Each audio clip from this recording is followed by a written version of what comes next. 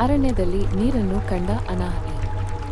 Bible ಓದುವಾಗ ವಂಶಾವಳಿಗಳನ್ನು ಬಿಟ್ಟುಬಿಡಬೇಡಿ. ಅನಾಹನು ಏಸಾವಿನ ವಂಶಾವಳಿಯಲ್ಲಿ ಕಂಡುಬರುವ ಒಬ್ಬ ವ್ಯಕ್ತಿ. ಅವನು ಏದೋಮ್ಯನಾಗಿದ್ದನು. ಆ ಜನಾಂಗವು ಮುಂದೆ ದೇವರ ಜನರಿಗೆ ವಿರೋಧಿಗಳಾಯಿತು. ಆದರೂ ದೇವರು ನಮ್ಮ ಹಿತಕ್ಕಾಗಿ ಅನಾಹನ ಹೆಸರನ್ನು ಬೈಬಲಿನಲ್ಲಿ ದಾಖಲಿಸಿದ್ದಾನೆ.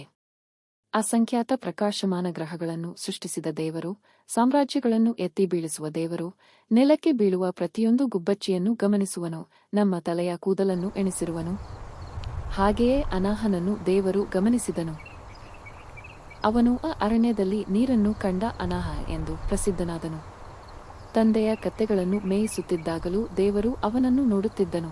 ಅವನು ಬೆಚ್ಚಗಿನ ನೀರಿನ ಬುಗ್ಗೆಗಳನ್ನು ಕಂಡನು. ಈ ಸತ್ಯವು ವಿಶ್ವಾಸಿಗಳಾದ ನಮಗೆ ವಿಶೇಷವಾಗಿ ಅನ್ವಯಿಸುತ್ತದೆ. ಲೋಕದವರು ಗಮನಿಸದ ಸಾಮಾನ್ಯ ಕೆಲಸಗಳಿಗೂ ದೈನಂದಿನ ಕರ್ತವ್ಯಗಳಿಗೂ ದೇವರೊಂದಿಗೆ ಸಂಬಂಧಿಸಿದಾಗ ಹೊಸ ಅರ್ಥ ಬರುತ್ತದೆ. ನಾವು ಮಾಡುವ ಪ್ರತಿಯೊಂದು ಕೆಲಸವನ್ನೂ ಕರ್ತನಿಗೋಸ್ಕರ ಮಾಡಬಹುದು.